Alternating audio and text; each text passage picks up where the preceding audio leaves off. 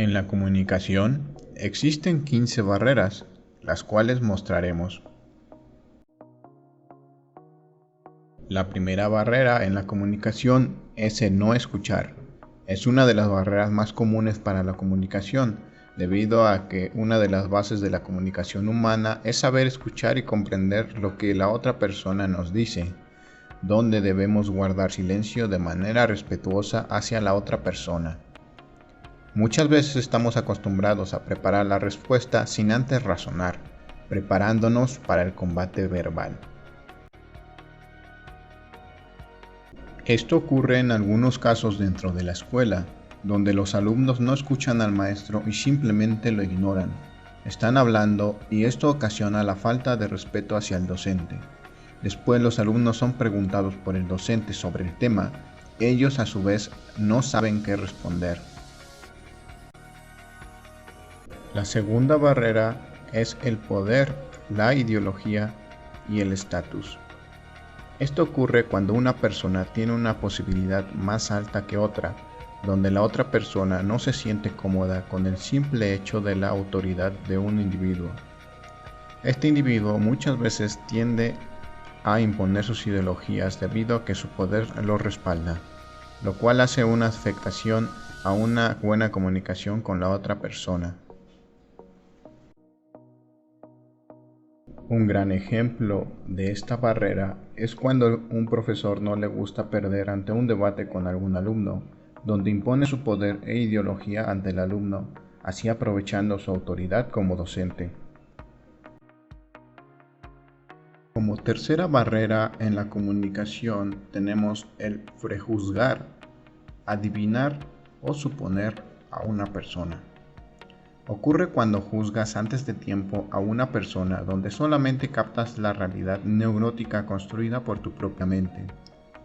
Lo mismo pasa cuando adivinas o supones el cómo es una persona sin antes conocerla, y esto muchas veces nos lleva a no querer comunicarnos con ella o comunicarnos de una manera incómoda. De cierto modo, es fácil comprender esto debido a que lo vemos muy comúnmente cuando un grupo de personas empieza a convivir sin antes conocerse. Dentro de ese grupo, las personas deducen cómo son las personas que están ahí y con quién desarrollarte sin antes conocer o dialogar con todos los individuos. Como cuarta barrera comunicativa, tenemos las actitudes negativas y la subjetividad. Esto ocurre cuando una persona es negativa y la comunicación se hace más difícil, debido a que siempre dará un punto no positivo, y además cuando se es subjetivo vemos los defectos de los demás que no nos es posible ver en nosotros. Esto ocasiona un choque de ideas o pensares. Entonces, cuando intentas hablar con una persona que se encuentra triste, se dificulta mucho debido a que todos sus pensamientos se vuelven tristes y no logran razonar. Debido a esto, para la otra persona le es complicado tratar de hablar con él. La superficialidad se caracteriza por conversaciones frívolas de temas intrascendentes o de escaso valor formativo. Limita las posibilidades de establecer vínculos profundos entre las personas. Al no involucrarse sentimental ni emocionalmente, no es posible establecer relaciones cercanas y profundas. Este tipo de barrera evita que la comunicación sea productiva. Ejemplo: es lo que le sucede al hijo o la hija que intenta hablar con sus padres sobre un tema personal que le preocupa y ellos responden platicándole de los últimos acontecimientos en el programa de televisión más popular del momento.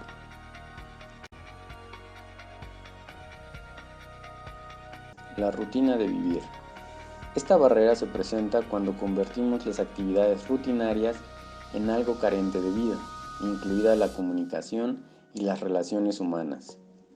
Se caracteriza por perder la dimensión de las personas con las que se interactúa, deteriorando las relaciones con ellas. Genera la incapacidad de captar lo extraordinario de lo ordinario. La rutina de vivir.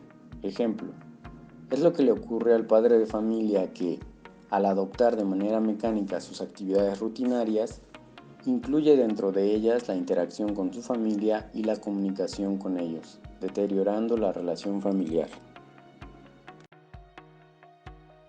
7. El engaño, la mentira. La mentira genera distanciamiento entre las personas, incluso cuando su objetivo es evitar o no abordar un conflicto. La mentira oprime más a las personas a pesar de las crisis que ésta pueda evitar. Afecta las relaciones interpersonales. 7. El engaño o la mentira. Ejemplo.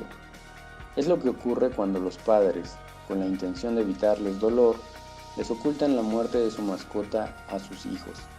Esta mentira establece un distanciamiento entre los padres y los hijos, incluso antes de que los hijos descubran que los padres les han mentido. 8. El lenguaje.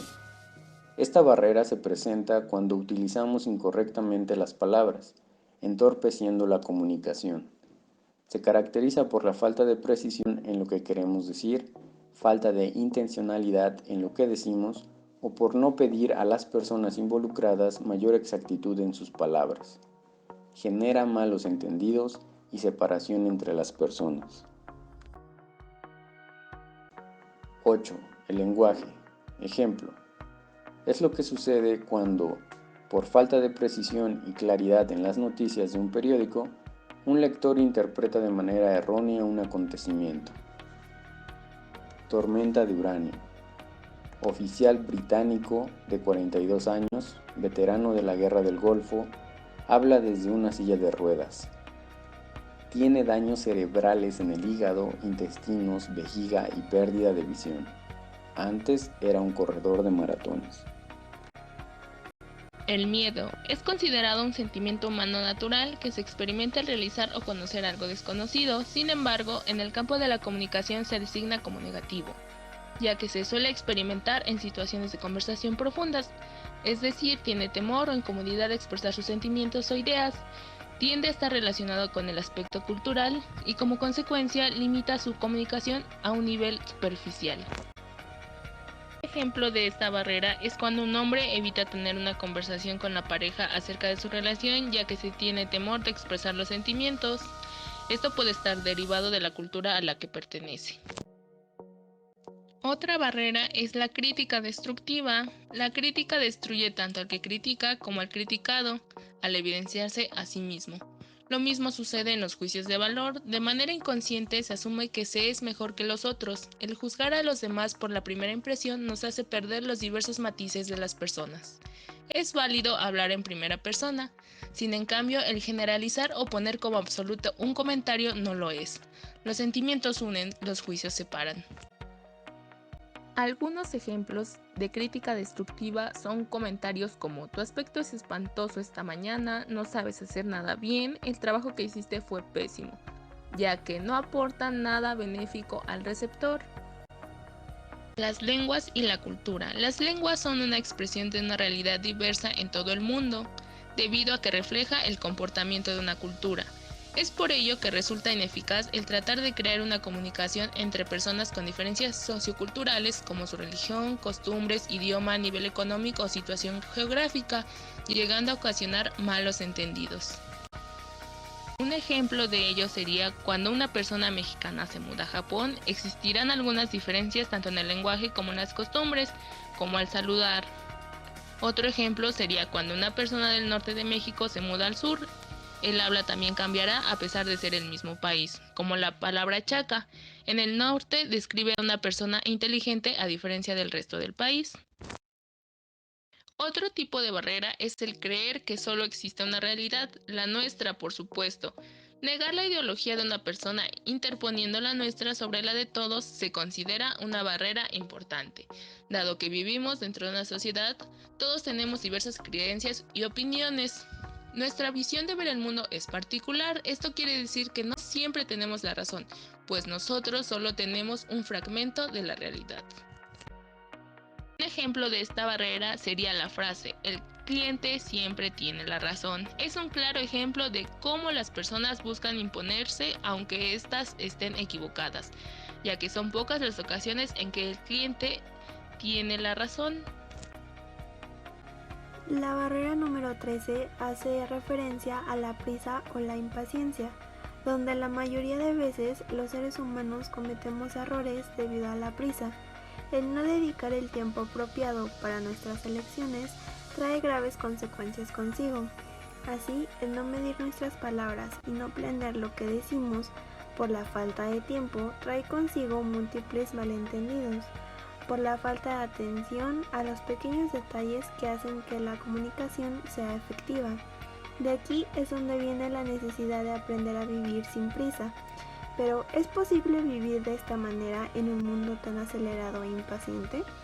Sin duda es posible, pero para ello hay que ser consciente de esto, proponérselo como meta y lograrlo. Un ejemplo muy claro de la barrera 13 es cuando los niños van a la escuela y sus padres tienden a dejarles con prisa. Prácticamente lanzan a los niños por el asiento trasero del coche despidiéndose de un grito y no dedicándoles el tiempo necesario para hacerlo apropiadamente. Este es un claro ejemplo de cómo la gente vive en un mundo acelerado. Sin embargo, se realizó un estudio en Venezuela donde le propusieron a los padres de familia de una escuela primaria dejar por un mes a los niños en la puerta de la escuela, agacharse a su altura unos minutos y darles ánimos y poniéndoles atención. Increíblemente, esto demostró una mejora en el rendimiento académico y en el estado de ánimo de ellos. Vale la pena probar el maravilloso arte de vivir sin prisa. En la barrera 14 tenemos el modo de comunicarnos. En las relaciones humanas perdemos con demasiada frecuencia, y no me refiero en lo que decimos, pedimos o solicitamos, sino el cómo lo hacemos y la manera que empleamos para hacerlo. En pocas palabras, el error no está en lo que pedimos, porque las personas no tendrían inconveniente si les fuese posible hacerlo, sino en el modo empleado al pedirlo. En toda comunicación humana se emplean dos niveles de acuerdo con Paul Watzlawick. El primero es el de contenido, el cual tiene que ver con lo que comunicamos o el mensaje propiamente dicho, y el segundo, el de relación, que son los mensajes implícitos en toda interacción, donde no radica en el contenido de la comunicación, sino en el de la relación. Como ejemplo a la barrera número 14 tenemos el siguiente. Un novio se siente celoso porque su novia no pasó el día anterior con él y en su lugar ella se fue a una fiesta donde subió una foto con alguien muy apuesto en redes sociales. El chico se siente enfurecido ya que siente desconfianza de lo que pudo haber pasado en la fiesta y que su novia no le dijo. Claro que cuando la ve al día siguiente, lo primero que le dice es: ¿quién diablos es el chico de la foto? ¿Con él me estuviste engañando? Claro que la chica siente la brusquedad de la forma en la que lo pregunta y le contesta de manera agresiva, provocando una pelea. Sin embargo, si el chico se hubiese controlado y le hubiera dicho de manera más suave y con otras palabras, seguramente se hubiera enterado que el chico de la foto era el primo de su novia quien venía de Guadalajara a visitar a su familia. En la barrera número 15 tenemos el no empatizar o no ponerse en los zapatos del otro. ¿Es posible el no entender sino el comprender? El no empatizar con los sentimientos de las personas en cualquiera de las situaciones vividas suele ser un gran inconveniente en el día a día de la comunicación. Aquí es donde se afirma la dificultad de saberse poner en el lugar del otro, lo cual es tan verdadero aunque no sea posible vivir la realidad de esa persona afectada. De ahí surge la compasión, ya que comprendemos que a nosotros nos puede pasar algo similar. Sin embargo, la mayoría de las veces cuando surge una situación de estas, nace el juzgar a los demás antes de conocer. Sin en cambio, la capacidad de ponerse en el lugar del otro representa un puente importante en las relaciones humanas, y solo cuando se logra la experiencia de la situación del otro, entonces surge la aceptación. Como ejemplo para la barrera número 15 tenemos el siguiente. Supongamos que una persona está sumergida en una adicción de alguna sustancia. En este caso, la escogida es el alcohol. La persona que ya ha pasado por la enfermedad y la ha sabido superar o controlar de manera correcta sabe lo difícil que fue afrontar el proceso. Así que cuando conoce a alguien que está en la fase de desintoxicación le duele, ya que simpatiza demasiado con la persona enferma porque él lo vivió y sabe lo difícil que fue superar la adicción.